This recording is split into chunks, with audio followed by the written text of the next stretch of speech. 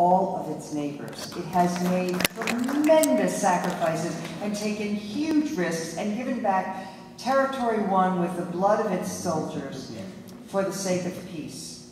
It has made peace, a cold peace, but nevertheless peace with Egypt and with Jordan. It would make peace happily and gratefully with the Palestinians if they were ready for peace. But they are not.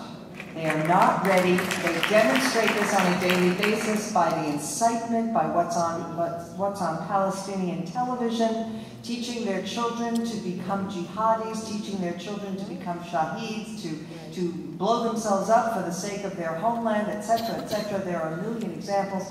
The fact is, the Palestinians are not yet ready. The Israelis will have to wait until such time as they are ready to live in peace, but they will not. They will not, just for the sake of having the UN say nice things about them, commit suicide.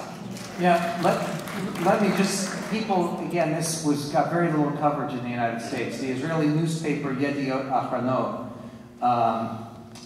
did a survey, a public opinion survey, where they asked, in the unlikely event that this round of peace negotiations is successful, and that Prime Minister Netanyahu was able to come home with a signed agreement backed by the UN and by the United States and signed by the Palestinians for a two-state solution that would include territorial concessions and concessions on both sides.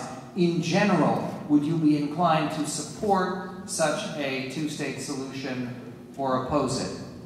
And by 48 to 43, the Israeli public was opposed.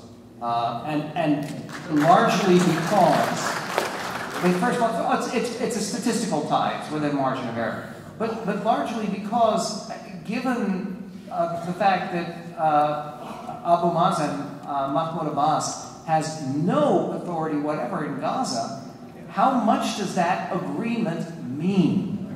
And keep in mind, Hamas theologically cannot accept Israel. What's more, Hamas is instructed and funded by the Iranians, as is Hezbollah. They will not accept a Jewish state in the Middle East.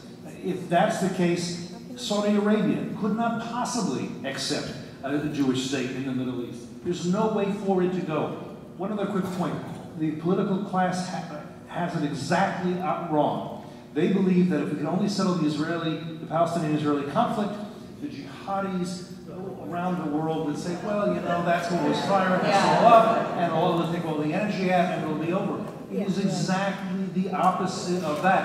If jihadism as a movement were to be defeated, destroyed, by which I mean the ambitions of the Iranians for nuclear weapons would be frustrated, Al-Qaeda would be destroyed, or at least continue to be decimated, Taliban were defeated, Hezbollah, Hamas. At that point, Palestinians might be able to stand up and say, what are we waiting for?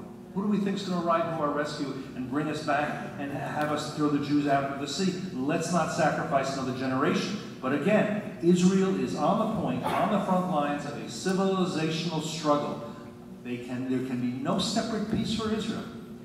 Okay, we're going to do 5 final questions. Gentlemen right here, what's your